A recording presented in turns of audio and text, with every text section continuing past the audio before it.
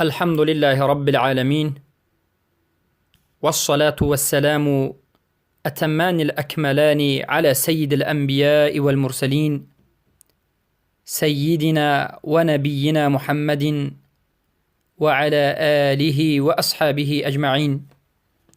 أما بعد، السلام عليكم ورحمة الله وبركاته. برادران و خواهران موحدم، بارك الله فيكم. بإذن الله سبحانه وتعالى این حلقه سیهم از آموزش کلمت التوحید لا اله الا الله محمد رسول الله، نیست معبود بر حق بجز الله و محمد رسول الله صلی الله علیه و سلم می باشد.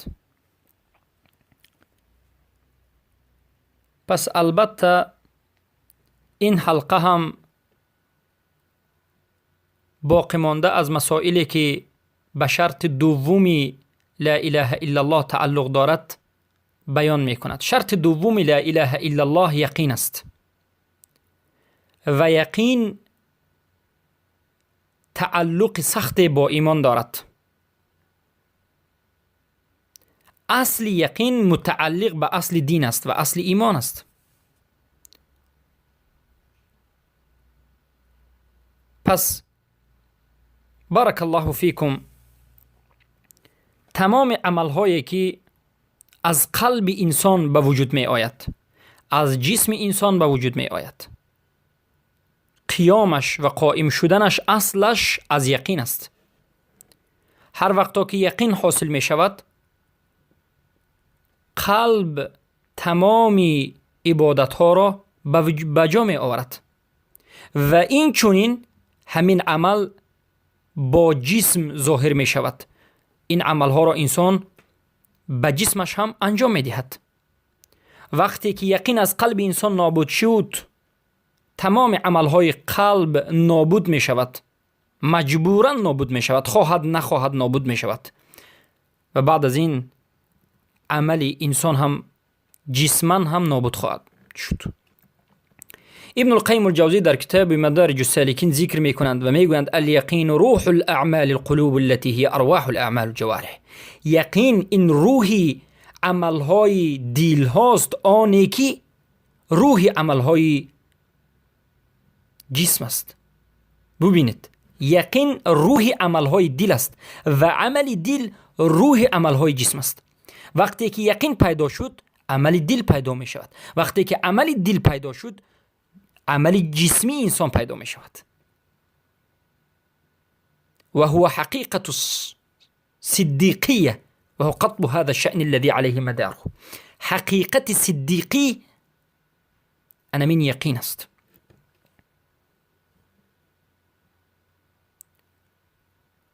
پس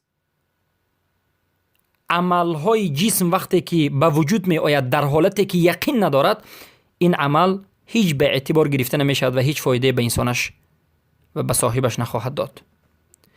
و بدانید که یقین بعضی از نمودش مکتسب است، یعنی انسان خودش به دست می آورد، و بعضی از نمودش توفیقی از الله رب العزة والجلال است. اصل یقین با طلب نمودن، با دعا کردن، با کوشش و حرکت پیدا می شود، حاصل می شود. با نظر کردن، سببش را به پیش گرفتن، همه این اصل یقین، اساس یقین با کوشش و حرکت و توکل انسان به الله و نظر و سبب و آموختن علم و این چنین چیزها اصل یقین پیدا می شود. اما کمال یقین، درجه بالاترین یقین، کامل استادن یقین، این توفیق از الله رب العزة والجلال است. یقین را شما حرکت میکنید، پیدا میکنید، اما کامل شدن یقین، شدید به قوت و خیلی خوب شدن یقین، این توفیق از الله سبحانه و تعالی است. بر کسی خواهد داد. و این چنین ابن رجب انبلی میگن توفیق این یک علمی علمی است که حاصل می شود به قلب بعد از نظر کردن و کوشش کردن و کافتکاو کردن. بارک الله فیکم. و ابن القیم الجوزیه میگن که علما اختلاف کردند که یقین این آیا کسبی هست، یعنی انسان خودش به دست می آورد، یا که موهبی یا که توفیقی هست. پس علما میگویند که اصل یقین به کسب انسان است و اما فرعش یا که توفیقش، توفیق کمالش، کامل شدنش، این توفیق از الله رب العزت و الجلال است.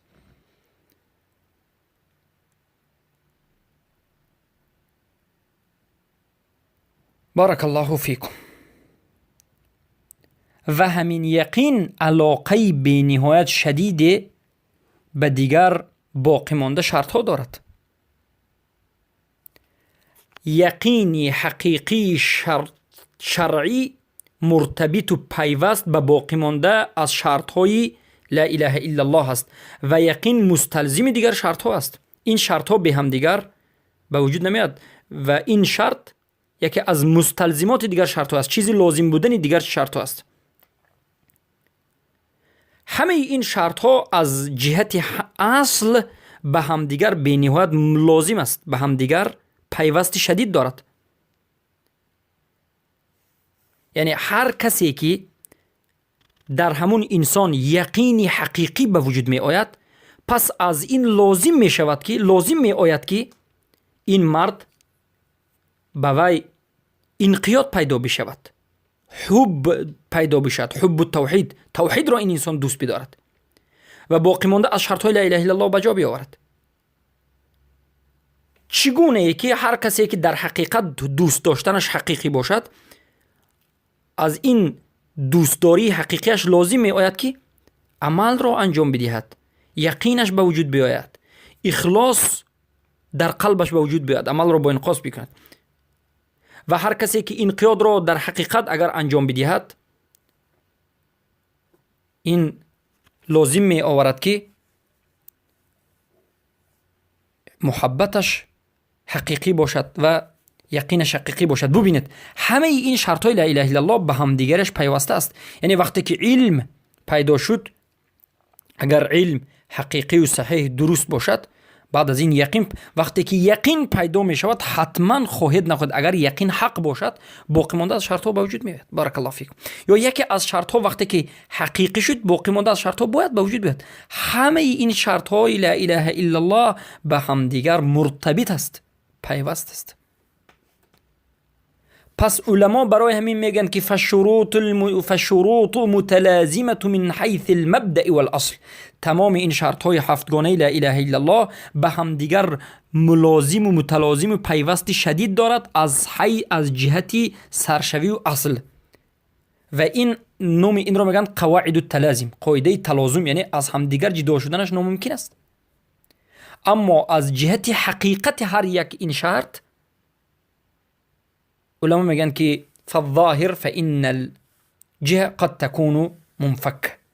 از جهت علاهیدگیش اگر هر یکش رو نگاه کنیم، هر یکش از همدیگرش جدا هست، از همدیگرش جدا هست، یک چیز خاص است. اما از حیث و اصل نگریم، از جهت اصل نگریم، همش قریب که یک چیز است. برای اینکه وقتی که یکش پیدا شد، حقیقتا پیدا شد، حب حقیقی پیدا باشد، یا که صدق، یا که اخلاص، یا که یقین، یا که انقیاد حقیقی، یا که قبول حقیقی، اگر یک اینها باشد، دیگرش حتما باید به وجود بیاد. اما از جهتی که ما اگر علاهیده نگاه بکنیم، هر یکش رو جدا نظر کنیم، در حقیقت هر یکش احکام خاص خود را دارد. به مانند ببینید مثال برای جدا بودنش علما در حقیقت ذکر میکنند. فقط یوجد عند الشخص یقین. در بعض انسان ها یقین وجود دارد، یقین به لا اله الا الله وجود دارد، ولكن لا ينقاد لها. اما این انسان به یقینش انقیاد نمی کند، عمل پابرجا عمل را انجام نمیدهد. به مانند ابلیس، مثل ابلیس موقن به الله سبحانه و تعالی بود. موقن بود معنیش برادر عزیزم ما چی گفتیم؟ موقن وقتی که میگیم شما فهمید که موقن صفتی کسی که یقین در قلبش 100% جا شد. موقن یعنی انسان یقین دار. برای همین ما از این بعد موقن میگیم. موقن بود. ابلیس موقن به الله بود، ابلیس موقن به توحید بود، اما از این یقین که داشت استفاده نکرد و این یقینش را چی منع کرد؟ کبر. کبر از پابرجا بودن به انقیاد، پابرجا بودن عمل، و این چنین کبر از ایمان منع کرد. یقین داشت اما کبر از عمل منع کرد. ببینید از این میبرد که در بعضی حالت، در بسیار حالت هم دیده ممکن است که در یک انسان یقین هست اما کبرش یقینش را نابود میکند. و این چنین ابو طالب، خیلی که علما میگن یقین داشت که توحیدی که رسول الله صلی الله علیه و سلم از جانب الله آورده صحیح است، درست است. پس و منعه التقلید. علما میگن که ابو طالب را تقلید و عادت و عرف عادت قومیش و از آن دینی اجداد و بابای گذشتهش که بینهایت الفت کرده بود و این بدین دینش آمیخته شدگی بود، و این چنین از ترس ملامت مردم از این دینی که یقین داشت که این دین صحیح است روی گردانید. یقین داشت که این دین صحیح است اما ترس مردم، دوستداری دینش، به عرف عادت نظر کردن، مقلد بودنش سبب شد که در کفر و در شرک باقی بماند. و این چنین هرقل پادشاه روم، وقتی که رسول اکرم صلی الله علیه و سلم نامه نوشتند، هرقل نامه را خواند و یقین کرد که این دین دینی صحیح است و کامل است، اما به سبب ملکش، به سبب پاشاگی ریاست که از دستش نرود،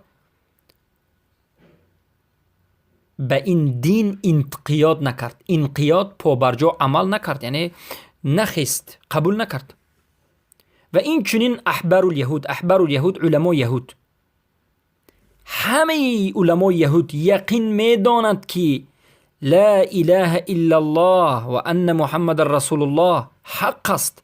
یقین دارد که این حق است. محمد صلی الله علیه و سلم پیامبر الله صلی الله علیه و سلم هستند. اینا یهودا میداند 100%، اما با وجود یقین دانستنشان این حق را که حق است ایمان نآوردند و اسلام نآوردند و انقیاد نکردند. سبحان الله. پس از جهت الوهیدگی وقتی که نظر میکنیم این چنین است. پس این گفته ها دلالت به یک اصل عظیم میکند. این اصل عظیم این است که انه لیس كل من حصل له اليقین يعتبر مؤمنا و يدخل بمجرد یقینی فی الاسلام. این اصل عظیم و اصل بزرگ این است که هر آینه هر کسی که بر وی یقین حاصل شده است مؤمن حساب کرده نمی شود فقط به یک مجرد یقین.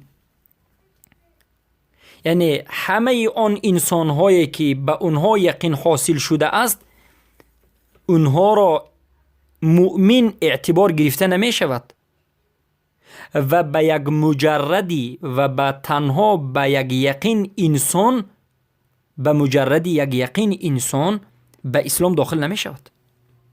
یعنی هر کسی که در وی انسان یقین به وجود بیاد، یعنی بگوید که دین صحیح است، پیامبر صلی الله علیه و سلم صحیح است، یعنی یقین درونش که داند که همین چیز صحیح است،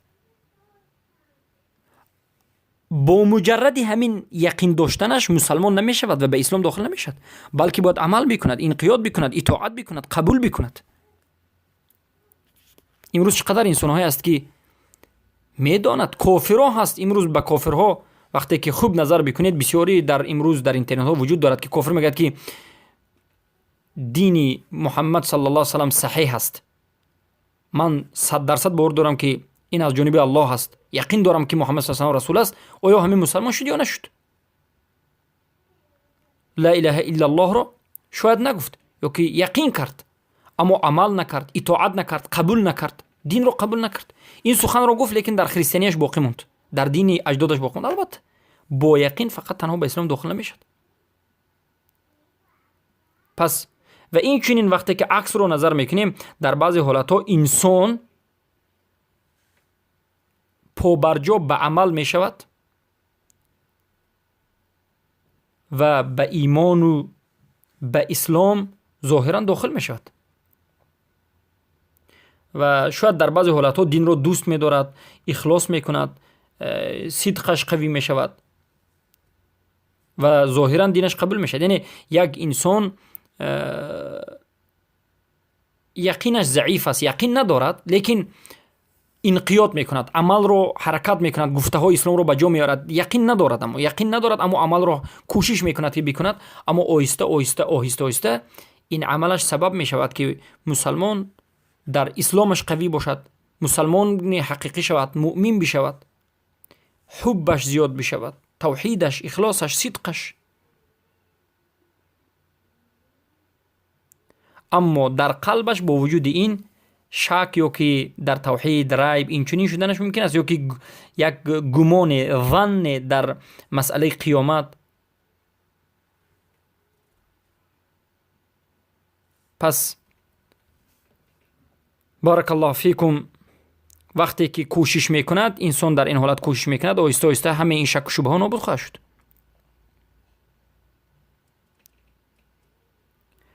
پس وقتی که در اسلام شک پیدا می شود، در قلب انسان شک پیدا می شود و انسان نمی تواند که این شکش را نابود بکند، آهسته این شک، از این شک حاصل می شود شک به الله رب العزت و الجلال و این شک بزرگ می شود، چرا که شیطان روز به روز این شک را قوی می کند.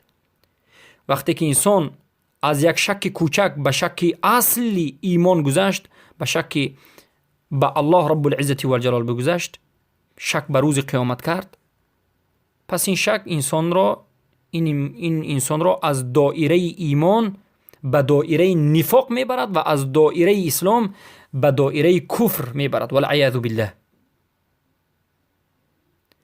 از همین باب است که رسول اکرم صلی الله علیه و سلم در حدیث صحیح گفتند: قلوب العباد بین اصبعین من اصابع الرحمن یقلبهما کیف یشاء. قلبهای بندگان بین دو انگشت از انگشتان رحمان یعنی الله هست، چگونه ای که و به جایی که خواست میگرداند، قلبشو میکند. و به همین خاطر رسول اکرم صلی الله علیه و سلم دعا را بینوایت زیاد میکرد، میگفت: یا مقلب القلوب ثبت قلوبنا علی دینک. ای دیگرگون کننده قلبها، دلهای ما را در دینت ثابت نگه بدار. بارک الله فیکم.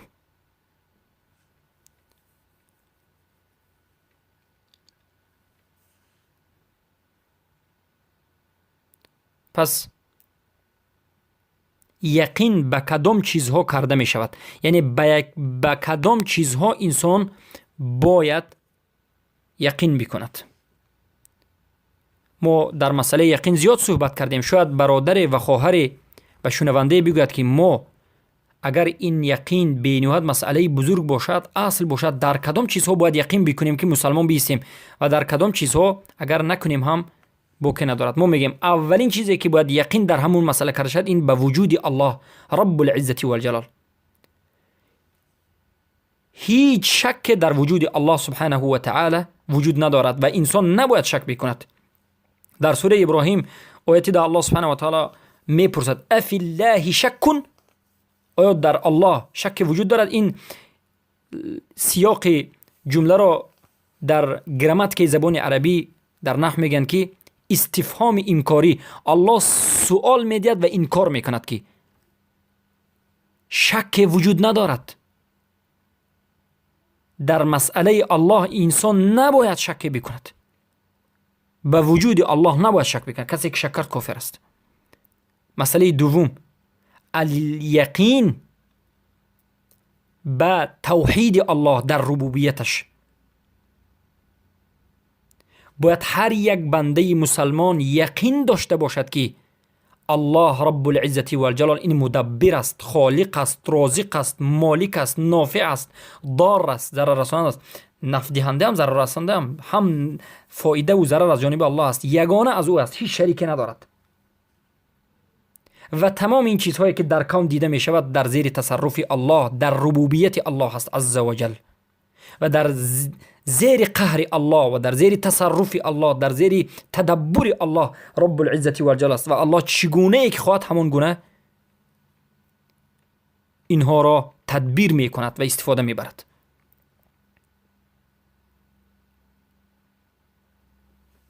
یعنی چگونه ای که خواست همان گونه این چیزها را حرکت می کند. سوم، انسان باید، مؤمن باید یقین داشته باشد در توحید الوهیت. هر یک بنده باید در الوهیت الله وحده لا شریک له، در یگانگیش، در منفرد بودنش در عبادت یقین بکند و یقین بکند که تنها الله رب العزت و الجلال مستحق عبادت است، یگانه او. و یقین بکند که همه این معبودانی که بجز الله رب العزت و الجلال وجود دارد که بنده ها از این معبودان باطل می پرستند، همه اش باطل است، طاغوت است. چهارمین در جایی که انسان یقین می کند این است که یقین به یگانگی الله در کمال مطلق بکند. هر یک مرد مسلمان و زن مسلمان باید یقین بکند که یگانه الله رب العزت و الجلال در کمال مطلق است و به این باید یقین بکند و یقین بکند به پاک بودن الله رب العزت و الجلال از همه عیب و نقصان. انسان باید یقین بکند. به دین انسان نباید شک بیاد که الله عیب دارد، شاید داشته باشد، اعوذ بالله من ذلک، این کفر است. و کمال مطلق بجز الله به کسی دیگر دادن هم کفر است و نباید در این مسئله شک کرد. و پنجمین، انسان باید یقین بکند به قضای الله و قدر الله و ایمان به قضا و قدر بیارد. ایمان آوردنش به وجه، به طریقه یقین باشد، نه ایمانی ضعیفی که فقط با زبان باشد. و باید انسان بداند که ایمانش، اسلامش، عبادتش به انسان هیچ فایده نمی دهد اگر به مسئله تقدیر یقین نداشته باشد، به مسئله قضا و قدر یقین نداشته باشد. پس باید بدانیم که هیچ چیزی متحرک را، جنبیده ایستاده را ساکت نمی کند و هیچ چیزی ساکت را نمی جنباند بجز الله رب العزت و الجلال، بجز به قضای الله رب العزت و الجلال و به قدرش و به علمش و به خلقش و تقدیرش و به مشیئت و ارادهش. یعنی هر حادثه که از این دنیا میشد، ولا تسقط ورقه الا یعلمها، یگان برگ درخت نمی افتد مگر اینکه الله میداند، به علمش و خلق کرده است و به اراده و مشیئتش میغلطد و به قضا و قدرش. سبحان الله. و باید به این یقین بکنیم، شک نیست. و ششمین چیزی که باید یقین در همون مسئله هم داشته باشیم، باید هر یک بنده مسلمان یقین دارد، موقن باشد به کافر بودن همه طواغیت ها، طاغوتان معبودی، طاغوت ها در معبود، در مطاع، در طاغوت در طاعت، طاغوت در محکمه. و باید تمامی ملتی که غیر از ملت اسلام است، تمام دینی که در غیر دین اسلام، غیر دین اسلام است، اعتقاد بکند و یقین بکند که اینها کافر است و موقن باشد و یقین داشته باشد به کافر بودن مشرکین و یهود و نصارا و غیر از اینها، از دیگر کافرهایی که در این دنیا وجود دارد، از هندوس و دیگر باقی مانده. و باید مسلمان یقین داشته باشد به واجب بودن دشمنی کردن و بیزاری جستن و براءت کردن از این مشرکان و کافران و یهود و نصارا و طاغوت ها. و هر کسی که به همین چیزهای ذکر شده یقین نداشته باشد، شک شبهه داشته باشد، باید بداند که از اهل توحید نیست. من کیست اهل توحید؟ انا این است فایده آموزش توحید. چقدر مسلمان ها را میدانیم که امروز کافر بودن کافران را نمیدانند، کافر بودن مشرکان را اقرار نمی کنند. حتی خودی بنده در این دولت روسیه مشاهده کردم مسلمان های را که به من نصیحت کردند و گفتند که یهود و نصارا را کافر نگو. وقتی که سوره فاتحه الکتاب را تفسیر میکردم، به جای غیر المغضوب علیهم ولا الضالین آمدم، مرا به یک طرف بردند، گفتند که غیر المغضوب علیهم را گفتی، این یهود بود، این امریکا بود، در روسیه خوب است، اما ولا الضالین را تو شرح نده، چرا که ولا الضالین این روس ها هستند، اینها یعنی خریستیان ها اهل کتاب، نصارا اهل کتاب، اینها هم راه خود را دارند. ببینید در اونجا چقدر مردم همین عقیده را دارد و این چنین عقیده در بین مردم پهن است و این عقیده کفر است و سببش هم انمین مرجئه هاست. انمین مرجئه ها هستند که کلمه کفر را به مردم بد نشان میدهند و در حقیقت در همون روز هم یک مرجئه بود که این سخن را کمی طرفداری میکرد، مصلحه و مفسده میگفت. اعوذ بالله من ذلک، از مفسده و مصلحه خودش بیخبر است که در مسئله اصول دین مصلحه وجود ندارد، مفسده وجود ندارد. این چنین سخن گفتن ناممکن است که الله امر کرده است در این مسئله ما ببینیم که مصلحه است یا مفسده است. نیست، امر الله همین مسئله است، بیان امر الله، حکم الله همین مسئله است، دیگر مسئله وجود ندارد. پس برادرم و خواهر بزرگوارم، هر کسی که طاغوت را به طاغوت بودنش یقین نداند، به کفر طاغوت یقین نداشته باشد، هم طاغوت در معبود، مطاع، محکمه، به کفر دشمنان اسلام اعتقاد نداشته باشد، به کافر بودن ملت های غیر اسلام اعتقاد نداشته باشد، یقین نداشته باشد، کافر بودن مشرکین یهود و نصارا و غیرشون، به دشمنی اونها یقین نداشته باشد، دشمنی کردن به اونها یقین قلبش نداشته باشد، براءتی با یقین نداشته باشد، بداند که این انسان از اهل توحید نیست. اهل توحید کسانی هستند که به همین اینها یقین دارند و این چنین باید هر یک مسلمان یقین به نبوت محمد صلی الله علیه و سلم داشته باشد و یقین بکنند به واجب بودن پیروی و اتباع رسول الله و طاعت کردنش و به محبتش باید هر یک انسان یقین داشته باشد. هشتماً یقین به ملائکه های الله، به رسولان و نبیان الله، به کتاب هایی که الله نازل کرده است بر مرسلین و نبیان و رسولان، به این هم باید یقین داشته باشیم. نهم یقین به قرآن، به وجوب عمل کردن به قرآن باید انسان یقین بکند. انسان باید یقین بکند که قرآن این کتاب الله هست و بعد از این یقین بکند که به همین قرآن ما باید عمل بکنیم. امروز ببینید چقدر انسان ها در این مسئله یقین ندارند، میگن که کتاب از جانب الله است، یقین داریم، اما در مسئله عمل کردنش، عمل کردن در درون مسجد است. عمل قرآن مسئله عزا هست، تمام. وقتی کسی مرد قرآن در همون جا عمل کنید، همون هم با راه بدعت.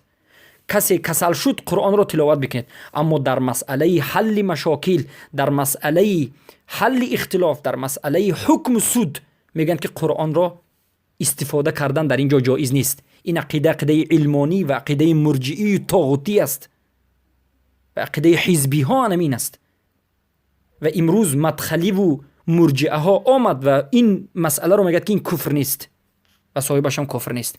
اعوذ بالله من ذلک. دهمین چیزی که ما باید یقین بکنیم، یقین به صحیح بودن دین اسلام باید داشته باشیم و باید یقین بکنیم که دین اسلام تمام پیشگذشته از خودش دیگر دینها را که از آسمان نازل شده بود، دینهای سماوی را همه اش را ناسخ کرده است، پاک کرده است و پیش از خودش را همه اش را دیگر نابود کرده است. تنها یگانه دین در دنیا باید اسلام باشد و این اسلام است و به این باید یقین بکنیم. 11 چیزی که باید یقین بکنیم، یقین به روز آخرت بکنیم. به مرگ بکنیم. این چنین یقین به مرگ، یقین به زنده شدن بعد از مرگ و یقین به حساب، به کتاب و جزا و یقین به جنت و دوزخ باید داشته باشیم. و 12مینش و آخرینش که علما ذکر میکنند، یقین به تمام آن خبرهایی که الله رب العزت و الجلال به ما خبر داده است و به تمام چیزهایی که الله ما را به اون امر کرده است و به تمام نهیی که الله سبحانه و تعالی ما را الله نهی کرد، باید یقین داشته باشیم. و باید یقین داشته باشیم به صداقتی الله رب العزت و الجلال، یعنی به راست بودن کلام الله رب العزت و الجلال، راست بودن خبرهای الله رب العزت و الجلال، راست و صدق بودن امرهای الله رب العزت و الجلال. و به فضل خبرهای الله، به فضیلت قرآن، به فضیلت سنت باید یقین داشته باشیم و یقین داشته باشیم که همه این خبرها و به همه این امرها حق است. شک، ریب، شبهه به همه این گفته ها نداره و به همه این گفته ها یک بنده موقن می شود، صفت موقنی را می گیرد، موقن به الله می شود. وقتی که به همین گفته ها شما برادران و خواهران موحدم شبهه نداشته باشید، شک نداشته باشید، به همه اش یقین داشتید، شما موقن و موقنه به الله رب العزت و الجلال هستید.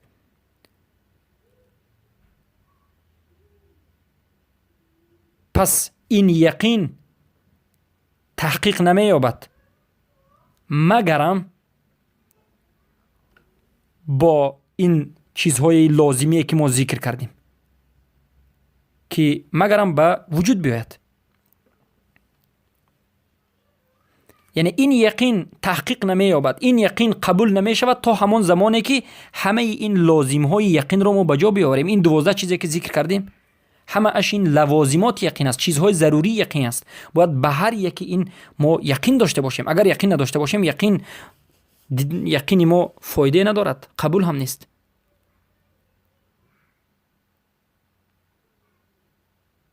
پس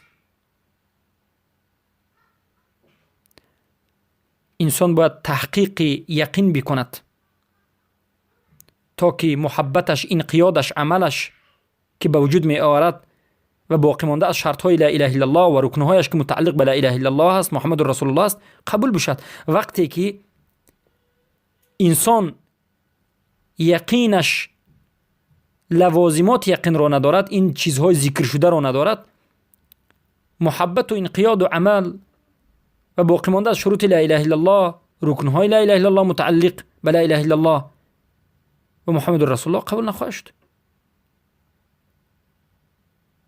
و باید بدانید یک مسئله بزرگ اینجاست که به همه این چیزهای 12 گانه که ذکر کردیم که باید یقین کرده شود، باید بدانید که در هر یکی این شک کردن، این شک کفر است. مثلا شک به الله کردن کفر است. شک در ربوبیت کردن، شک در الوهیت کردن، شک به نبوت پیامبر صلی الله علیه و کردن، شک به ملائکه، نبی، کتاب‌های الله رب العزت و الجلال کردن، شک به قرآن، شک به صحت دین اسلام، شک به روز قیامت، به مرگ و غیر ذلک، تمام چیزایی که ذکر کردیم، شک کردن به یک از اینها این کفر است و صاحبش کافر خواهد شد. و به همه ضد این شک کفر است. بارک الله فیکم برادران و خواهران بزرگوارم. با همین این حلقه را به پایان میرسانیم و یک حلقه دیگر در مسئله یقین ان شاء الله صحبت میکنیم و با همین مسئله یقین را به آخر میرسانیم. در حقیقت مسئله یقین مسئله بینایت بزرگ است، به خاطر همین ما بسیار صحبت میکنیم تا که ان شاء الله امید میکنیم که شما بشنوید و دین خود را مستقیم بکنید و در حق ما بندگان الله رب العزت و الجلال هم دعا بکنید. اللهم إنا نسألك علما نافعا ورزقا طيبا وعملا متقبلا. اللهم علمنا مما ينفعنا وانفعنا مما علمتنا وثبتنا في الإسلام. اللهم طهر قلوبنا من النفاق وطهر أعمالنا من الرياء. الله رب العزة والجلال از تو میطلبیم که ما را همه امان را به این گفته ها عمل کردن را نصیب بکنی و توفیق بدهی و اخلاص و متابعت رسول الله صلی الله علیه و سلم را نصیبمون بکنی.